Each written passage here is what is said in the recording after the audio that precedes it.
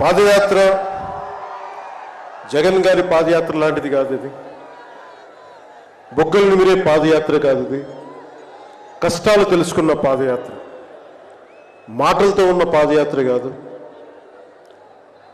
చేతలతోటి చూపించే పాదయాత్ర. అలాంటి పాదయాత్రని చేసిన లోకేష్ గారికి మనస్ఫూర్తిగా నా ధన్యవాదాలు తెలుపుకుంటా ఉన్నాను. ఒకసారి నాకు పాదయాత్ర చేస్తున్నప్పుడు చాలా అసూయ ఉంటుంది. నేను నడుద్దామంటే నాకు నడవనిచ్చే పరిస్థితి ఉండదు. పాదయాత్ర వల్ల చాలా అనుభవాలు ఎదురవుతాయి. చాలామందితో సాధక బాధలు తెలుసుకోవచ్చు, కష్ట సుఖాలు పంచుకోవచ్చు. అలాంటి అవకాశం నాకు లేనందుకు ఈరోజు నాకు చాలా బాధగా. అలాంటి నాకు రాని అవకాశాన్ని లోకేష్ గారు దిగ్విజయంగా చేయటం, పూర్తి చేయడం నాకు చాలా ఆనందంగా ఉంది. మన ఆంధ్రప్రదేశ్ స్ఫూర్తి భారతదేశానికి చాలా కీలకమైనది. ఈ రోజున భాషా ప్రయుక్త రాష్ట్రాలు ఏర్పడ్డాయి అంటే పుట్టి శ్రీరాములు గారి బలిదానం, త్యాగ ఫలితం. ఆయన స్ఫూర్తి వల్ల ఈ రోజున మనకి భాషా ప్రయుక్త రాష్ట్రాలు ఏర్పడ్డాయి. సో భారతదేశానికి మనం చాలా స్ఫూర్తినిచ్చిన నేల ఇది. అలాగే ఐఏఎస్లు, ఐపీఎస్లు ఉమ్మడి ఆంధ్రప్రదేశ్కి రావాలని ఉవ్విళ్ళూరేవారు. ఈ ఐఏఎస్ అకాడమీల్లో, నైనిటాల్లో ఉండే అకాడమీస్లో ప్రతి ఐఏఎస్ అధికారి చెప్పేది ఆంధ్రప్రదేశ్ ఒక మోడల్ స్టేట్, అది అక్కడికి వెళ్ళాలి. ఈ రోజున అలాంటి ఆంధ్రప్రదేశ్ ఎందుకు వెళ్ళకూడదో ఆ మోడల్ కింద అయిపోయింది ఈ జగన్ గారి నాయకత్వంలో. నేను చంద్రబాబు గారు జైల్లో అన్యాయంగా పెట్టినప్పుడు నాకు చాలా బాధ కలిగింది.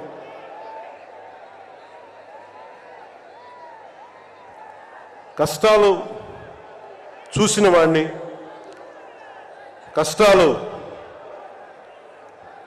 దగ్గరగా పెద్దల నుంచి చిన్నప్పటి నుంచి చూసిన వాడిని, కష్టాలు అనుభవించిన వాడిని, ఓటమి వచ్చినప్పుడు ఒంటరితనం ఎలా ఉంటుందో తెలిసిన వాడిని, ముఖ్యంగా శ్రీ నారా చంద్రబాబు నాయుడు గారి కుటుంబ సభ్యులు వేదన అర్థం చేసుకున్నవాడిని, శ్రీమతి భువనేశ్వరి గారి బాధని దూరం నుంచే అర్థం చేసుకున్నవాడిని. నేను ఏమి ఆశించి మద్దతు ఇవ్వలేదు. మనిషి కష్టాల్లో ఉన్నప్పుడు నా వంతు సాయంగా ఉండాలి అని చెప్పి బయటికి వచ్చి రాజమండ్రి జైలు వారిని మాట్లాడి ఇన్ని దశాబ్దాలు సుదీర్ఘ రాజకీయ అనుభవంతో జాతీయ స్థాయిలో ఎన్డీఏ లాంటి దీనికి పక్షానికి చాలా కీలకమైన బాధ్యతలు వహించిన వ్యక్తి ఆయన్ని జైల్లోకి అన్యాయంగా పెట్టడం చాలా చాలా బాధ కలిగించింది. కాంగ్రెస్ నాయకులు చేసిన తప్పుకి సోనియా గాంధీ గారు పెట్టారు జగన్ గారిని జైల్లో. ఆ కక్ష చంద్రబాబు గారి మీద చూపించడం చాలా అవివేకం. ఇలాంటి పరిస్థితుల్లో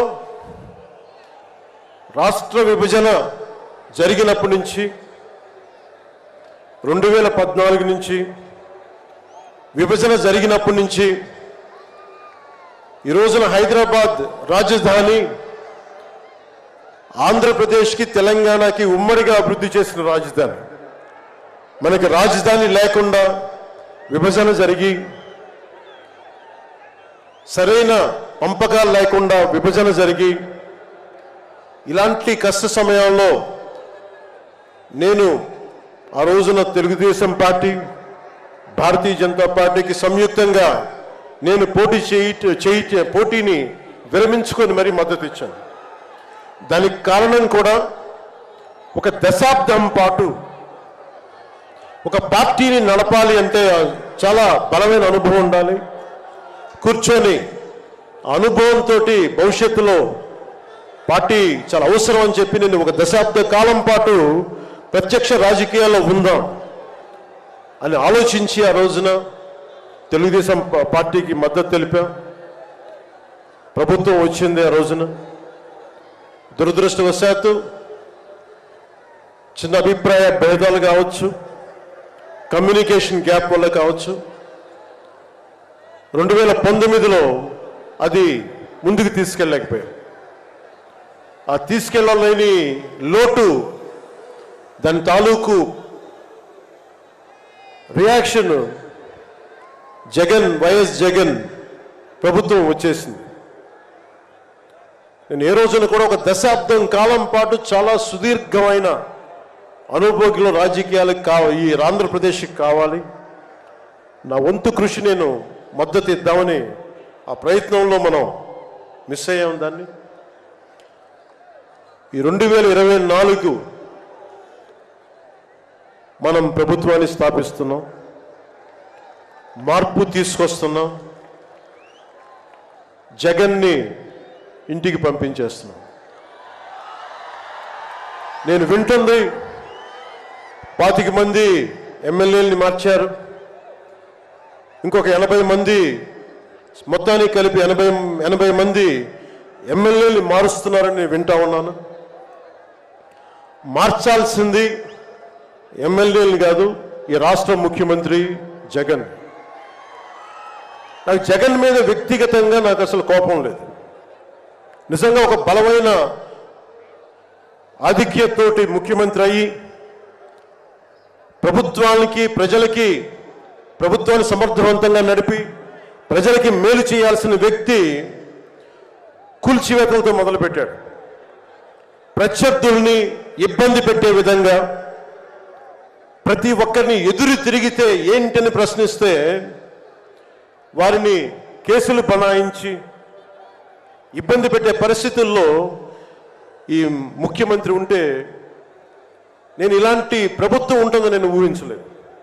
ఆయన స్వయంగా ప్రమాణ స్వీకారానికి నన్ను ఆహ్వానించినప్పుడు వారికి ఒకటే తెలియజేశాను, మీరు చాలా సమర్థవంతంగా పరిపాలించండి, ప్రజలకి మేలైన ప్రభుత్వం ఇవ్వండి, మేము ఒక పార్టీగా ప్రజల పక్షాన్ని వహించి సద్విమర్శ చేస్తాం అని అంటే చెప్పి ఆయనకి నా శుభాకాంక్షలు తెలియజేశాను. కానీ దురదృష్టవశాత్తు ఈ వ్యక్తికి కక్ష సాధింపు వ్యక్తి, ఎవరు ఒక మాట అనకూడదు, ప్రజాస్వామ్యం అనే ఒక పదానికి విలువ తెలియదు, ఏదైనా మాట్లాడితే దాడులు చేయించడం, చాలా నీచంగా తిట్టించడం, ఇన్ని దశాబ్దాల ఆంధ్రప్రదేశ్ రాజకీయ చరిత్రలో ఏ ఒక్క నాయకులు కూడా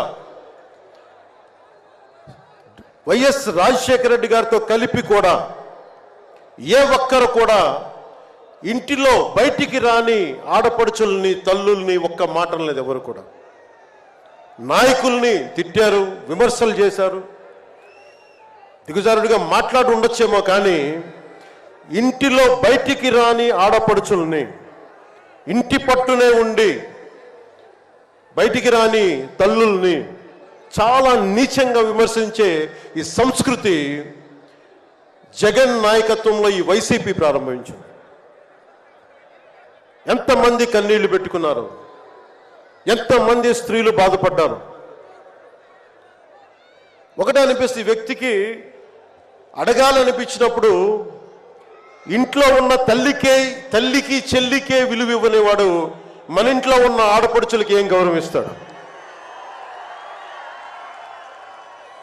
ఇంట్లో తల్లికి చెల్లికి విలువ ఇవ్వనేవాడు 30,000 మంది ఆడపిల్లలు అదృశ్యం అయిపోతే ఏం పట్టించుకుంటాడు? మొన్న 22 ఒక సంవత్సరంలోనే ఎన్సీఆర్బీ డేటాలో దాదాపు 10,000 మంది ఆడపిల్లలు అదృశ్యమైపోయారు ఒక్క సంవత్సరంలోనే. నేను మాట్లాడుతున్నప్పుడు డేటాతోటే మాట్లాడతాను. 2.5 సంవత్సరాల క్రితం వైసీపీ వాలంటీర్ వ్యవస్థలోని కొంతమంది ఒంటరి మహిళల మీద, ఆడపడుచుల మీద డేటా సేకరిస్తున్నారు. దీని మీద మీరు మాట్లాడండి అని చెప్పి చాలామంది పెద్ద స్థాయి వ్యక్తులు నాతో మాట్లాడినప్పుడు దాదాపు ఇన్ని వేల మంది, 30,000 మంది పైచులకు ఆడవాళ్ళు అదృశ్యమైపోయారు, మీరు మాట్లాడండి అని చెప్పినప్పుడు నేను నమ్మలేదు.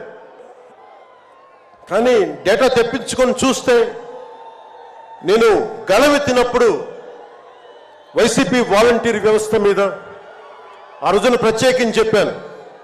యువతకి ఉద్యోగాలు వస్తే చాలా ఆనందించేవాడిని. కానీ కొద్దిమంది వాలంటీర్స్ చేసే ఈ విధానాల వల్ల ఒంటరి మహిళలు, ఒంటరి ఆడవాళ్ళు, భర్త లేని వారు చాలా అన్యాయాలకు గురవుతూ ఉంటే అన్నింటికి తెగించి నేను ఎప్పుడు గొంతెత్తినా ఓట్లుని బేస్ చేసుకొని మాట్లాడను, మార్పుని బేస్ చేసుకొని మాట్లాడతాను, మార్పుని ఆధారం చేసుకొని మాట్లాడతాను. వారాహి యాత్రలో ఆ రోజు ప్రారంభిస్తే నా మీద విపరీతమైన దాడులు జరిగినాయి, విపరీతమైన విమర్శలు, కువిమర్శలు అన్నిటినీ భరించాం. చివరికి విశాఖపట్నంలో కూడా నేను ఎయిర్పోర్ట్ నుంచి మనకి పార్టీ కార్యక్రమాలకు వస్తూ ఉంటే పోలీసుల చేత నన్ను రానివ్వకుండా చేసి, ప్రజలు నమస్కారం చేస్తుంటే ప్రతి నమస్కారం చేయడానికి కూడా ఒక ఉన్నత స్థాయి అధికారి చాలా నీచంగా మాట్లాడి కూర్చోమని చెప్పే స్థాయికి వెళ్ళిపోయింది ప్రభుత్వం. పొరపాటు ఆయన పక్కనే స్టాండింగ్ ఇన్స్ట్రక్షన్స్ వస్తూ ఉన్నాయి అధికారికి. పొరపాటున ఆయనకి స్పీకర్ ఫోన్ నొక్కుకుపోయింది అధికారి మాట్లాడుతూ ఉంటాయి. మనందరికీ తెలిసిన మాట్లాడితే అన్ని శాఖలకి మంత్రి అయిన ఒక పెద్ద మనిషి ఆయన గొంతు వినిపిస్తూ ఉంది. ముందుకు వెళ్ళనివ్వకండి, కూర్చోబెట్టండి, ఇవన్నీ మాట్లాడుతూ ఉన్నారు ఆయన. నాలాంటి వాడికే ఇలాంటి ఇబ్బందులు వస్తే సగటు మనిషికి ఎలా ఉంటుందో మీరు ఆలోచించండి. సుదీర్ఘమైన అనుభవం ఉన్న శ్రీ చంద్రబాబు గారికే ఇలాంటి పరిస్థితులు వచ్చినప్పుడు సగటు మనిషికి ఎలా ఉంటుంది? చాలా అనుభవజ్ఞులైన ఒక్కొక్క సీనియర్ నాయకులకే ఇలాంటి పరిస్థితులు ఉంటే రేపొద్దున భవిష్యత్తులో ఇంకొక మారు వైసీపీ ప్రభుత్వం వస్తే ఎవ్వరూ ఇళ్లలో ఉండలేరు, ఆంధ్రప్రదేశ్లో ఉండలేరు, పెట్టుబడులు రావు. ఇవన్నీ మారాలి. నేను 2021లో ఇప్పటం సభలో వైసీపీ వ్యతిరేక ఓటు చీలనివ్వను. దానికి నాకేదో అద్భుతాలు జరుగుతాయని కాదు, కానీ నిజంగా యువత భవిష్యత్తును దృష్టిలో పెట్టుకొని, మహిళల భద్రతను దృష్టిలో పెట్టుకొని, మనకి వ్యాపారస్తుల పెట్టుబడులను దృష్టిలో పెట్టుకొని, సంక్షేమాన్ని దృష్టిలో పెట్టుకొని ఈ వైసీపీ ప్రభుత్వం మారాలి. వైసీపీ వ్యతిరేక ఓటు అన్నీ కలిపి ఏకతాటిపై ఒక ప్లాట్ఫామ్ పైన రావాలని చెప్పి ఆ రోజు నేను కన్నా కోరిక, నా ఆలోచన ఈ రోజున మన ఉత్తరాంధ్రలో యువగలంలో ఈ విధంగా కనిపిస్తున్నప్పుడు ఒకవైపు తెలుగుదేశం నాయకులు, ఇంకోవైపు జనసేన నాయకులు, దానికి మద్దతుగా మీరందరూ రావడం నాకు నిజంగా చాలా ఆనందం కలిగిస్తుంది. మనం ఈ రోజున ప్రారంభించిన యాత్ర, ఈ రోజున ప్రారంభిస్తున్న ఈ క్షణాలు ఆంధ్రప్రదేశ్ భవిష్యత్తుని నిర్దేశించే క్షణాలు ఇవి. ఆంధ్రప్రదేశ్ భవిష్యత్తుని మనకి చాలా బలంగా నిర్దేశించే క్షణాలు. ఈ రోజున నేను భారతీయ జనతా పార్టీ, నరేంద్ర మోదీ గారి నాయకత్వంలోని భారతీయ జనతా పార్టీ అలయన్స్లో ఉండి కూడా అందరూ అనుకుంటా ఉన్నారు, నువ్వు ఎలాగ మాట్లాడావు, మోసం చేసావు భారతీయ జనతా పార్టీ. చాలామంది కొంతమంది మాట్లాడుతూ ఉంటే వైసీపీ నాయకులు, వారందరికీ నేను సభాముఖంగా తెలియజేస్తున్నాను, ఆంధ్రప్రదేశ్ పరిస్థితులు ప్రత్యేకంగా నేను జాతీయ స్థాయి నాయకులకు వివరించాను. వారికి వివరించి నాకు వేరే దారి లేదు. నాకు రోడ్డు మీద తిరుగుదామంటే కేసులు పెడతా ఉన్నారు, ప్రజాస్వామ్యబద్ధంగా గళం విప్పుదామంటే కేసులు పెడతా ఉన్నారు, వ్యవస్థల్ని నిర్వీర్యం చేస్తూ ఉన్నారు. ఒక చిన్నపాటి సినిమా టికెట్లకు కూడా కూర్చోబెట్టి మొత్తం చీఫ్ సెక్రటరీ దగ్గర నుంచి ఎంఆర్ఓల దాకా వాడి ప్రజా వ్యవస్థలను దుర్వినియోగం చేస్తూ ఉన్నారు. నాలాంటి వాడికి సమస్యలు ఉన్నప్పుడు భవిష్యత్తులో ఆంధ్రప్రదేశ్ అంధకారానికి గురవుతుంది. దయచేసి మీరు ఈ గఠబంధన్ని, ఈ పొత్తుని మీరు మనస్ఫూర్తిగా మీ బ్లెస్సింగ్ కావాలి అని చెప్పి నేను అమిత్ షా గారికి తెలియజేశాను. నేను వారు ఎంతవరకు ఒప్పుకుంటారో నాకు తెలియదు, కానీ నా మొదటి ఆఖరి ప్రయత్నం కూడా ఆంధ్రప్రదేశ్ భవిష్యత్తు బాగుండాలి అంటే ఎక్కడి నుంచి మనుషులు రారు, మన భవిష్యత్తుని మనమే నిర్మించుకోవాలి, మనమే కొట్లాడాలి. అలాంటి ఆంధ్రప్రదేశ్ భవిష్యత్తుకి వైసీపీకి నాయకులు అందరని చెప్పట్లేదు, కానీ గూండాగర్దీ చేసేవాళ్ళు, క్యారెక్టర్ అసాసినేషన్ చేసేవాళ్ళు, ఆడపడుచుల్ని అగౌరవపరిచేవాళ్ళు, వీరందరికీ సభాముఖంగా చెప్తున్నాం. ఇది ఈ రోజున మేము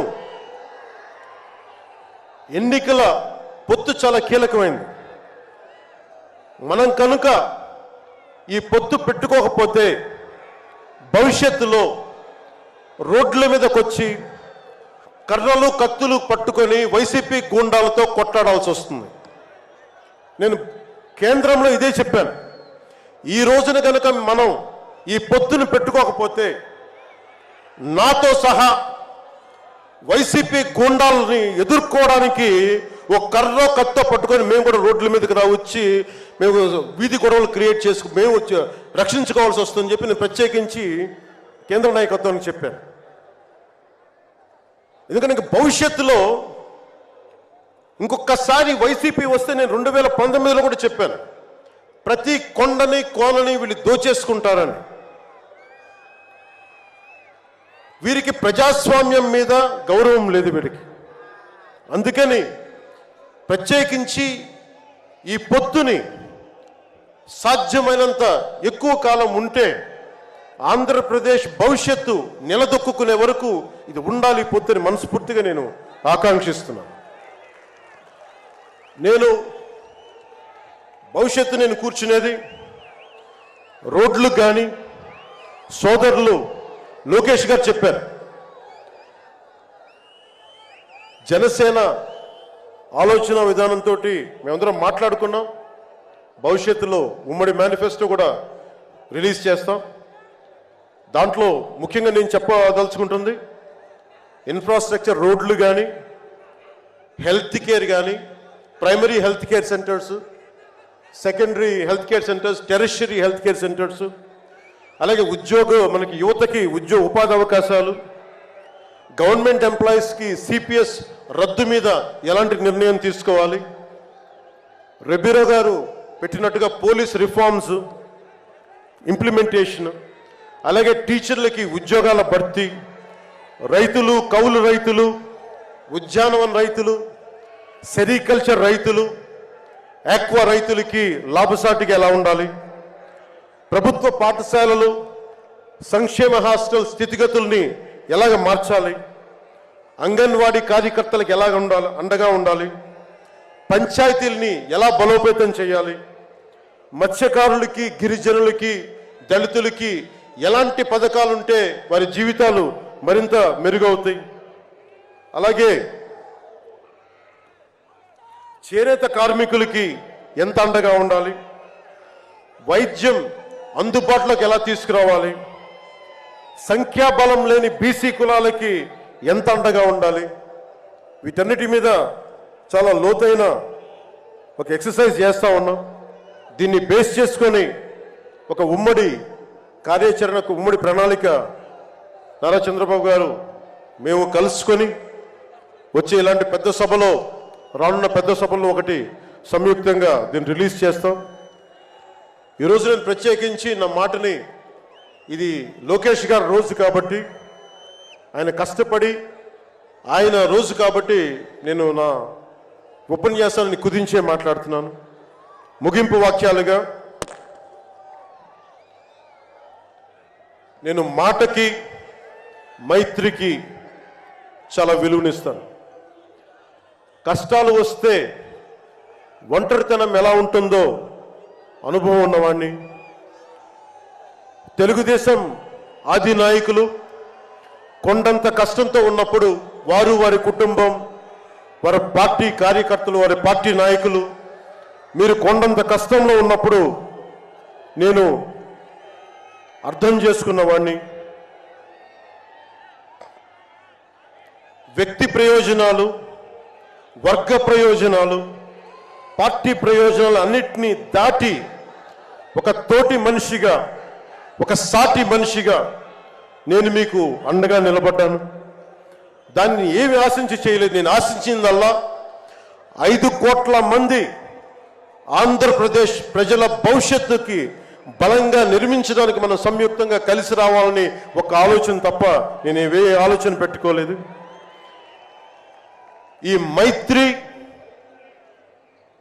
ఈ స్ఫూర్తి అందరూ సమిష్టిగా వచ్చే చాలా సంవత్సరాల వరకు దీన్ని కాపాడుకోవాలని ఆశిస్తూ నా ఉపన్యాసాన్ని ముగిస్తున్నాను. మీ అందరికీ పేరు పేరున ధన్యవాదాలు తెలుపుకుంటూ, ఇందాక లోకేష్ గారు చెప్తున్నట్టుగా హలో ఏపీ చెప్పుకుందాం ఒకసారి. Hello AP, hello AP. వైసీపీకి బాయ్ బాయ్ చెప్దాం. మన ప్రభుత్వాన్ని స్థాపించుకుందాం, భవిష్యత్తు నిర్మించుకుందాం అని తెలియజేసుకుంటూ మీ అందరికీ పేరు పేరున ధన్యవాదాలు తెలుపుకుంటూ, తెలుగుదేశం జనసేన మైత్రి వర్ధిల్లాలి, ఇది చాలా అద్భుతంగా సాగాలని మనస్ఫూర్తిగా కోరుకుంటూ, దీనికి బీజేపీ అధినాయకత్వం సంపూర్ణమైన ఆశీస్సులు అందజేస్తారని మనస్ఫూర్తిగా ఆకాంక్షిస్తూ సెలవు తీసుకున్నాను. జై హింద్. పవన్ కళ్యాణ్ గారి నాయకత్వం, పవన్ కళ్యాణ్ గారి నాయకత్వం, పవన్ కళ్యాణ్ గారి నాయకత్వం. ధన్యవాదాలు పవన్ కళ్యాణ్ గారు. తరువాత సభ నడిపించవలసిందిగా పయ్యాల కేశవ్ గారిని. ఈ వీడియో కనుక మీకు నచ్చినట్లయితే లైక్ చేయండి, షేర్ చేయండి, కామెంట్ చేయండి మరియు సబ్స్క్రైబ్ చేయండి. చూస్తూనే ఉండండి లిమ్రా టీవీ.